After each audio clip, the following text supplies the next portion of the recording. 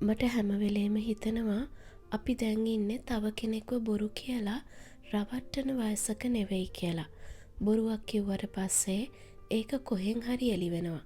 නැත්තම් කියපු කෙනාට බොරුව අමතක වෙලා පස්සේ ඇත්ත කියනවා. මේ කියන මට ඔයාට පවා අඩු වැඩි වශයෙන් ඔහොම වෙලා තියෙනවා. අපිත් එහෙම කරලා තියෙනවා. ඒත් අපි වයසින් පරිණත වෙද්දි තේරුම් ගන්න ඕනේ කාටවත් හානියක් නැති වුණත් අපි ගැනවත් බොරුවක් නොකිය ඉන්න. මං එහෙම කිව්වේ ඒ බොරුව කොහෙන් හරි එළියට ආවම අපි ගැනමයි තව කෙනෙක්ට කලකිරීමක් ඇති වෙන්නේ. මං එහෙම කිව්වේ තව කෙනෙක්ට අපි ගැන මොන රූපේ මැව්වත් වැඩක් නැහැ. බොරුව එළි වුණාම ඒ ඔක්කොම කඩාගෙන වැටෙනවා. අපෝ මෙයා හෙන බොරුව දාන්නේ කියලා අපිට කියවෙන්නේ ඒකයි. හිතලා හරි නොහිත හරි හොඳකට හරි නරකකට හරි බොරුවක් අපි ගැන වුණත් නොකිය හිටියහම ඕනම මනුස්සයෙක් ඉස්සරහා අපි හරි සැහැල්ලුයි කියලා මට හිතෙනවා. හිත නිදහස්නේ, ඒකයි මං සැහැල්ලුයි කිව්වේ. බොරුව කිව්වම ඒක මතක තියන් ඉන්න ඕන. ඒක කොයි වෙලේ හරි එළි වෙයි කියලා බයකින් ඉන්නත් ඕන. එතකොට නැති ප්‍රශ්න.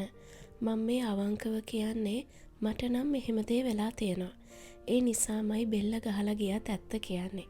මුලදී ඒක මාරම අමාරුණත් පස්සේ කාලෙක හංගන්න දෙයක් නෑනේ කියන සැනසීම වැඩි.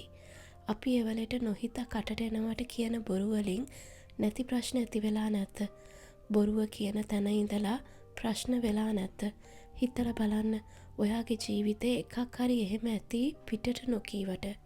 එක එක හේතු වලට බොරු කියනවනේ අපි.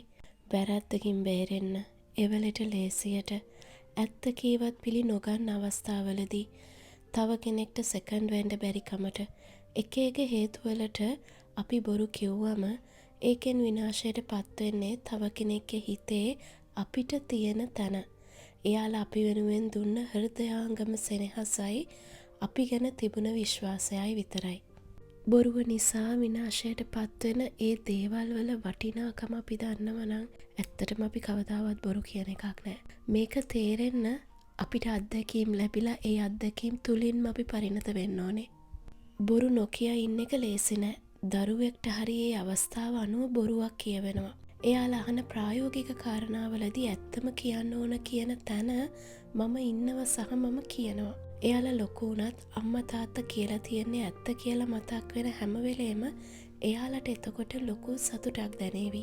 මේ යන්නේ මගේ 40 ගණන්. දවස ගානේ අලුත් විදියට ජීවිතේ දැනෙනවා තේරෙනවා. අත්දැකීම් හා අත්විඳීම් අනුසාරයෙන් අවබෝධ වෙනවා. මට දැනෙන්නේ එකම එක දෙයයි. බොරුවක් කියලා තව කෙනෙක් රවට්ටන්නවත් වීරකමක් කරා වගේ අපිම රැවටෙන්නවත් ලොකු ජීවිත කාලයක් අපිට ඉතුරු වෙලා නෑ කියන එක විතරයි.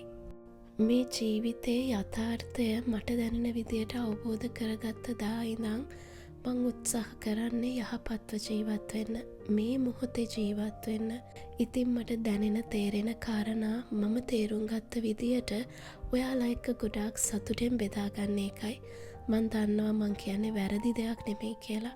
මේ දේවල් මට තව කෙනෙක් කියලා නෙමෙයි. මම අත්දැකීමෙන් විඳපු දේවල් නිසා, මම මේවා අවබෝධ කරගත්ත නිසා ඒ දේවල් මගේ අත්දැකීමෙන් ඔයාලා එක්ක බෙදා ගන්න පුළුවන් වුණ එකයි මට තියෙන ලොකුම සතුට.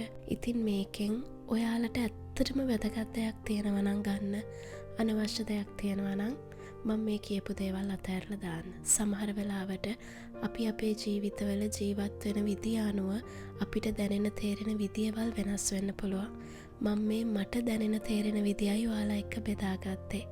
අලුත් අවුරුද්දට ගේ අස්පස් කරන ගමන් නත්තල් සැරසිලි ගලවලා, අලුත් ජනේල් රෙදි දාලා, අලුත් කුට්ට උර දාලා ඒ දේවල් අස් කරද්දී මේ පුංචි වීඩියෝ ටික මම අරගත්තේ. ඒව එකතු කරලයි මේ වීඩියෝ එක හදාගෙන මම තේරුම් ගත්ත, අවබෝධ කරගත්ත සිතිවිලි ඔයාලා එක්ක බෙදාගත්තේ.